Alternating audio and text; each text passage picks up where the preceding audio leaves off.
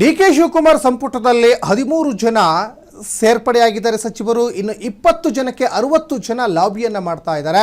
Already ಸಿದ್ದರಾಮಯ್ಯನವರ ಸಂಪುಟದಲ್ಲಿ ಇದ್ದವರು ಕೂಡ ನಮಗೆ ಅಗೇನ್ ಅವಕಾಶ ಕೊಡಬೇಕು ಅಂತ, ಜೊತೆಗೆ ಡಿ.ಕೆ. ಶಿವಕುಮಾರ್ ಬಣದಲ್ಲಿ ಸಿದ್ದರಾಮಯ್ಯನವರ ಬಣದಲ್ಲಿ ಇರುವಂಥವರು ಕೂಡ ಈಗ ಮತ್ತಷ್ಟು ಲಾಬಿಯನ್ನು ಮಾಡ್ತಾ ಇದ್ದಾರೆ. ಹೊಸೊಬ್ಬರಿಗೆ ಅವಕಾಶ ಮಾಡಿಕೊಡ್ತಾರಾ, ಅಗೇನ್ ಹಳಬರಿಗೆ ಅವಕಾಶ ಮಾಡಿಕೊಡ್ತಾರಾ? ಈ ಬಗ್ಗೆ ಒಂದು ಬ್ರೇಕಿಂಗ್ ಅಪ್ಡೇಟ್ ಆಗ್ತಾ ಇದೆ, ಬನ್ನಿ ನೋಡ್ಕೊಂಬರೋಣ. ಡಿ.ಕೆ. ಶಿವಕುಮಾರ್ ಸಂಪುಟಕ್ಕೆ ಆಲ್ರೆಡಿ ಈಗ 13 ಜನ ಸೇರ್ಪಡೆಯಾಗಿದ್ದಾರೆ. ಈ ಸಿದ್ದರಾಮಯ್ಯನವರ ಸಂಪುಟದಲ್ಲಿ ಇದ್ದವರೇ ಆಲ್ಮೋಸ್ಟ್ ಈಗ ಸೇರ್ಪಡೆಯಾಗಿದ್ದಾರೆ. ಅದರಲ್ಲಿ ಅವರ ಪುತ್ರ ಏನಿದಾರಲ್ಲ, ಅವರ ಪುತ್ರ ಯತೀಂದ್ರ ಸಿದ್ದರಾಮಯ್ಯ ಒಬ್ಬರನ್ನ ಬಿಟ್ಟರೆ ಮತ್ತೆಲ್ಲರೂ ಕೂಡ ಹಳಬ್ರೆ. ಈಗ ಹೊಸದಾಗಿ 20 ಜನರನ್ನು ಆಯ್ಕೆ ಮಾಡಬೇಕಾಗಿದೆ. ಈ 20 ಜನರ ಆಯ್ಕೆನೇ ಈಗ ಸರ್ಕಾರಕ್ಕೆ ಸಾಕಷ್ಟು ಟೆನ್ಷನ್ ಆಗಿರುವಂಥದ್ದು, ಹೈಕಮಾಂಡ್ಗೆ ಇದು ಕಗ್ಗಂಟಾಗಿರುವಂಥದ್ದು. ಯಾರಿಗೆ ಸಂಪುಟಕ್ಕೆ ಸೇರ್ಪಡೆ ಮಾಡಬೇಕು, ಯಾರನ್ನು ಬಿಡಬೇಕು ಅನ್ನುವಂಥ ಲೆಕ್ಕಾಚಾರ ಈಗ ಹೈಕಮಾಂಡ್ ಮಟ್ಟದಲ್ಲಿ ಈಗ ನಡೀತಾ ಇದೆ. ಇನ್ನೊಂದು ಕಡೆ ಈಗ ಪ್ರಾದೇಶಿಕ ಹಾಗೂ ಜಾತಿ ಸಮೀಕರಣದ ಲೆಕ್ಕಾಚಾರದಲ್ಲಿ ಲಾಬಿಗಳು ಈಗ ಶುರುವಾಗ್ತಾ ಇದ್ದಾವೆ. ಯಾಕಂದರೆ ಜಾತಿ ಆಧಾರದ ಮೇಲೆ 13 ಜನ ಸಚಿವರನ್ನ ಡಿ.ಕೆ. ಸಂಪುಟಕ್ಕೆ ಸೇರ್ಪಡೆ ಮಾಡ್ಕೊಂಡಿದ್ದಾರೆ. ಈಗ ವಿಜಯಾನಂದ ಕಾಶಪ್ಪನವರು ನನಗೊಂದು ಅವಕಾಶ ಕೊಡಬೇಕು ಅಂತ ಸಿದ್ದರಾಮಯ್ಯನವರ ಒಂದು ಅವಧಿಯಲ್ಲೇ ಬೇಡಿಕೆಯನ್ನು ಇಟ್ಟಿದ್ದರು. ಜೊತೆಗೆ ಸಿದ್ದರಾಮಯ್ಯನವರ ಅತ್ಯಾಪ್ತ ವಲಯದಲ್ಲಿ ಗುರುತಿಸಿಕೊಂಡಿರುವ ಮತ್ತೊಬ್ಬ ನಾಯಕ, ಮರಾಠ ಸಮುದಾಯದ ನಾಯಕ ಅಂದರೆ ಸಂತೋಷ್ ಲಾಡ್ ಸಿದ್ದರಾಮಯ್ಯನವರ ಸಂಪುಟದಲ್ಲಿ ಕಾರ್ಮಿಕ ಸಚಿವರಾಗಿದ್ದರು. JDSನಿಂದ ಬಂದವರು. ಒಂದು ಕಡೆ ನೋಡಿ, ಸಿದ್ದರಾಮಯ್ಯನವರು ಕೂಡ JDSನಿಂದನೇ ಬಂದವರು. ಜಮೀರ್ ಅಹಮದ್ ಖಾನ್ ಕೂಡ JDSನಿಂದನೇ ಬಂದವರು. ಚೆಲುವರಾಯಸ್ವಾಮಿ ಕೂಡ JDSನಿಂದ ಬಂದವರು. ಅದೇ ರೀತಿಯಲ್ಲಿ ಸಂತೋಷ್ ಲಾಡ್ ಕೂಡ JDSನಿಂದನೇ ಬಂದವರು. ಈಗ ಸಿದ್ದರಾಮಯ್ಯ CM ಸ್ಥಾನದಿಂದ ಕೆಳಗೆ ಇಳಿದಿದ್ದೇ ತಡ. ಸಂತೋಷ್ ಲಾಡ್ಗೆ ಏನು ಮಾಡಬೇಕು ಅಂತ ಗೊತ್ತಾಗ್ತಾ ಇಲ್ಲ. ಯಾಕಂದರೆ ಸಂತೋಷ್ ಲಾಡು ಒಂದು ಪಕ್ಷದ ನಿಷ್ಠಾವಂತ ಕಾರ್ಯಕರ್ತನಾಗಿ ನಾನು ಕೆಲಸ ಮಾಡಿದ್ದೀನಿ. ಜೊತೆಗೆ ನಾನು ಕೂಡ ನನಗೆ ಕೊಟ್ಟಂಥ ಜವಾಬ್ದಾರಿಯನ್ನು ನಿಭಾಯಿಸಿದ್ದೀನಿ. ನನಗೆ ಅಗೇನ್ ಅವಕಾಶ ಕೊಡಬೇಕು. ಮತ್ತು ಈ ಮರಾಠ ಸಮುದಾಯದ ಒಂದು ಈಗ ಈ ಸಮುದಾಯವಾರು ಗುರುತಿಸಿ ನನಗೆ ಅಗೇನು ಒಂದು ಸಚಿವ ಸ್ಥಾನ ನನಗೆ ಕೊಡಲೇಬೇಕು ಅಂತ ಸಂತೋಷ್ ಲಾಡು ಈಗ ಮತ್ತೆ ಅವರು ಕೂಡ ಡಿಮ್ಯಾಂಡನ್ನು ಮಾಡ್ತಾ ಇದ್ದಾರೆ. ವಿಜಯಾನಂದ ಕಾಶಪ್ಪನವರು ಕೂಡ ನನ್ನ ಹಿರಿತನವನ್ನು ಗಮನಿಸಿ ನನಗೊಂದು ಅವಕಾಶ ಮಾಡಿಕೊಡಿ ಅಂತ. ಇನ್ನು ಪ್ರಸಾದ್ ಅಬ್ಬಯ್ಯ ಕೂಡ ನಾನು ಹಿರಿಯ ಶಾಸಕನಾಗಿ ಮತ್ತು ಪಕ್ಷದ ನಿಷ್ಠಾವಂತ ಕಾರ್ಯಕರ್ತನಾಗಿ ನಾನು ಕೆಲಸ ಮಾಡಿದ್ದೀನಿ. ಜೊತೆಗೆ ನನಗೆ ಈ ಹಿಂದೆಯೇ ನನಗೆ ಅವಕಾಶ ಸಿಗಬೇಕಾಗಿತ್ತು, ಅದು ತಪ್ಪು ಹೋಗಿದೆ. ಈ ಸಲ ಮಿಸ್ ಮಾಡಬಾರ್ದು, ನನಗೆ ದಯಮಾಡಿ ನನಗೆ ಸಚಿವ ಸ್ಥಾನ ಬೇಕು ಅಂತ ಪ್ರಸಾದ್ ಅಬ್ಬಯ್ಯ ಕೂಡ ಈಗ ಬೇಡಿಕೆಯನ್ನು ಇಟ್ಟಿದ್ದಾರೆ. ಮತ್ತೊಂದು ಕಡೆ ಸಿದ್ದರಾಮಯ್ಯನವರು ಮುಖ್ಯಮಂತ್ರಿ ಆಗಿದ್ದಾಗಲೇ ವಿಧಾನಸೌಧದಲ್ಲಿ ಸಮಾನ ಮನಸ್ಕ ಹಿರಿಯ ಕಾಂಗ್ರೆಸ್ ಶಾಸಕರು ಸಭೆಯನ್ನು ಮಾಡಿದರು.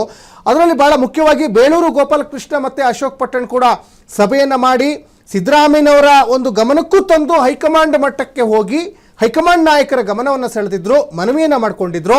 ನಾವೆಲ್ಲ 4-5 ಬಾರಿ ಗೆದ್ದಿದ್ದೀವಿ, ನಾವು ಕಾಂಗ್ರೆಸ್ ಪಕ್ಷದ ನಿಷ್ಠಾವಂತ ಕಾರ್ಯಕರ್ತರು, ಜೊತೆಗೆ ಕಾಂಗ್ರೆಸ್ನ ಹಿರಿಯ ಶಾಸಕರಾಗಿ ನಮ್ಮ ಒಂದು ಅವಧಿಯಲ್ಲಿ ನಾವು ಸಾಕಷ್ಟು ಕಾಂಗ್ರೆಸ್ ಪಕ್ಷಕ್ಕೋಸ್ಕರ ದುಡಿದಿದ್ದೀವಿ, ಜೊತೆಗೆ ನಮಗೊಂದು ಅವಕಾಶ ಮಾಡಿಕೊಡಿ ಅಂತ ಬೇಳೂರು ಗೋಪಾಲಕೃಷ್ಣ, ಅಶೋಕ್ ಪಟ್ಟಣ್ ಸೇರಿದಂತೆ ಸಾಕಷ್ಟು ಜನ ಲಾಬಿಯನ್ನು ಮಾಡ್ತಾ ಇದ್ದಾರೆ. ಅದರ ಜೊತೆಗೇ JDS ಮತ್ತು BJPಯಿಂದ ಆಮಿಷಗಳನ್ನು ಒಡ್ಡಿ 2023ರ ವಿಧಾನಸಭಾ ಚುನಾವಣೆಯಲ್ಲಿ ಕಾಂಗ್ರೆಸ್ಸಿಗೆ ಕರ್ಕೊಂಡ್ಬಂದಿದ್ರಲ್ಲ, ಅವರು ಈಗ ಲಾಬಿಯನ್ನು ಮಾಡ್ತಾ ಇದ್ದಾರೆ. ಸ್ಪೆಷಲಿ ಲಕ್ಷ್ಮಣ್ ಸವದಿ ಅವರು ಕೂಡ ಬೆಳಗಾವಿ ಭಾಗದವರು, ಜೊತೆಗೆ ಲಕ್ಷ್ಮೀ ಹೆಬ್ಬಾಳ್ಕರ್ ಕೂಡ ಬೆಳಗಾವಿ ಒಂದು ಭಾಗದವರು. ಅಲ್ಲಿ ಒಂದು ಕಡೆ ಲಿಂಗಾಯತ ಸಮುದಾಯದ ಪ್ರಬಲ ನಾಯಕರು ಅವರಿಬ್ಬರು ಕೂಡ. ಲಕ್ಷ್ಮೀ ಹೆಬ್ಬಾಳ್ಕರ್ ಈ ಹಿಂದಿನ ಸಿದ್ದರಾಮಯ್ಯನವರ ಸಂಪುಟದಲ್ಲಿ ಸಚಿವೆ ಆಗಿದ್ದರು.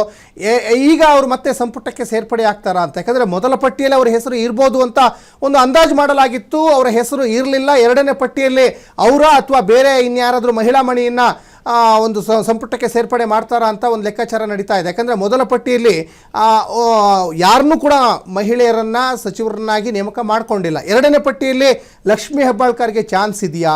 ಮತ್ತು ಜಮೀರ್ ಅಹಮದ್ ಖಾನ್ ಕೂಡ ಈ ಹಿಂದಿನ ಸಿದ್ದರಾಮಯ್ಯನವರ ಸಂಪುಟದಲ್ಲಿ ಸಚಿವರು ಆಗಿದ್ದರು, ಅವ್ರನ್ನ ಈಗ ಕೈ ಬಿಟ್ರಾ ಅಥವಾ 2ನೇ ಪಟ್ಟಿಯಲ್ಲಿ ಅವರಿಗೆ ಅವಕಾಶ ಇದೆಯಾ? ಅವ್ರ ಬದಲಿಗೆ ರಿಜ್ವಾನ್ ಅರ್ಷದ್ ಅವರು ಕೂಡ ಸಾಕಷ್ಟು ಇತ್ತೀಚಿನ ದಿನಗಳಲ್ಲಿ ಆ್ಯಕ್ಟಿವ್ ಆಗಿದ್ದರು. ಇಲ್ಲಿ ಶಿವಾಜಿನಗರ ಶಾಸಕರು. ಹಾಗಾಗಿ ಶಿವಾಜಿನಗರ ಶಾಸಕರು ರಿಜ್ವಾನ್ ಅರ್ಷದ್, ಕೃಷ್ಣ ಬೈರೇಗೌಡರಿಗೂ ಸಾಕಷ್ಟು ಅತ್ಯಾಪ್ತರು. ಅವರ ಮುಖೇನವಾಗಿ ಹೈಕಮಾಂಡ್ ಗಮನ ಕೂಡ ಸೆಳೆದಿದ್ರು.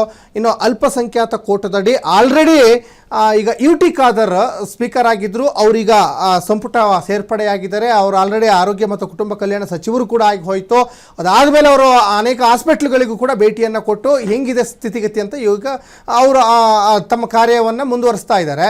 ಜಮೀರ್ ಕತೆ ಏನು? ಜೊತೆಗೆ ಇನ್ನು ಗದಗ್ನಲ್ಲಿ HK ಪಾಟೀಲ್ ಕಾನೂನು ಮತ್ತು ಸಂಸದೀಯ ಖಾತೆ ಸಚಿವರಾಗಿದ್ದರು, ಅವರು ಕೂಡ ಕಾಂಗ್ರೆಸ್ನ ಹಿರಿಯರು, ಅವ್ರಿಗೆ ಮತ್ತೆ ಹೇಗೇನು ಸಿಗ್ತದ? ಆಲ್ರೆಡಿ ಸಿದ್ದರಾಮಯ್ಯನವರ ಸಂಪುಟದಲ್ಲಿ ಸಾಕಷ್ಟು ಜನ ಸಚಿವರಾಗಿದ್ದವರು ಈಗ ಮಾಜಿಯಾಗಿದ್ದಾರೆ, 13 ಜನ ಮಾತ್ರ ಈಗ ಸೇರ್ಪಡೆ ಆಗಿದ್ದಾರೆ. ಈಗ ಮುಂದಿನ ಲೆಕ್ಕಾಚಾರ ಹೇಗಿರುತ್ತೆ ಅಂದರೆ, ಜಾತಿ ಸಮೀಕರಣ, ಪ್ರದೇಶವಾರು ಸಮೀಕರಣ, ಜೊತೆಗೆ ಸಮುದಾಯದ ಸಮೀಕರಣವನ್ನು ಮಾಡ್ತದೆ ಹೈಕಮಾಂಡು. ಯಾವ ಸಮುದಾಯದ ನಾಯಕರಿಗೆ ಕೊಡಬೇಕು ಅಂತ, ಯಾಕಂದರೆ ಸಂತೋಷ್ ಲಾಡ್ ಇರ್ಬೋದು ಅಥವಾ ಜಮೀರ್ ಅಹಮದ್ ಖಾನ್ ಇರ್ಬೋದು, ಮತ್ತು ಬೇರೆ ಬೇರೆ ಕೆಲವೊಂದಿಷ್ಟು ನಾಯಕರುಗಳು ಸಿದ್ದರಾಮಯ್ಯನವರು ಎಸ್ ಅಂದರೆ ಎಸ್, ನೋ ಅಂದರೆ ನೋ, ಅಷ್ಟರ ಮಟ್ಟಿಗೆ ನೇರ ಮಾತುಗಳನ್ನು ಆಡ್ತಾ ಇದ್ರು. ಸಿದ್ದರಾಮಯ್ಯನವರು 5 ವರ್ಷ ಮುಖ್ಯಮಂತ್ರಿ ಆಗಿರ್ತಾರೆ ಅಂತ ಸಂತೋಷ್ ಲಾಡ್ ಕೂಡ ಹೇಳ್ತಾ ಇದ್ರು, ಜೊತೆಗೆ ಜಮೀರ್ ಅಹಮದ್ ಖಾನ್ ಕೂಡ ಹೇಳ್ತಾ ಇದ್ರು, ಬೇರೆ ಬೇರೆ ನಾಯಕರುಗಳು ಕೂಡ ಹೇಳ್ತಾ ಇದ್ರು. ಹಾಗಾಗಿ DK ಕೆಂಗಣ್ಣಿಗೆ ಗುರಿಯಾಗಿದ್ರು ಅವರೆಲ್ಲ, DK ಶಿವಕುಮಾರ್ ಕೆಂಗಣ್ಣಿಗೆ ಗುರಿಯಾಗಿದ್ರು.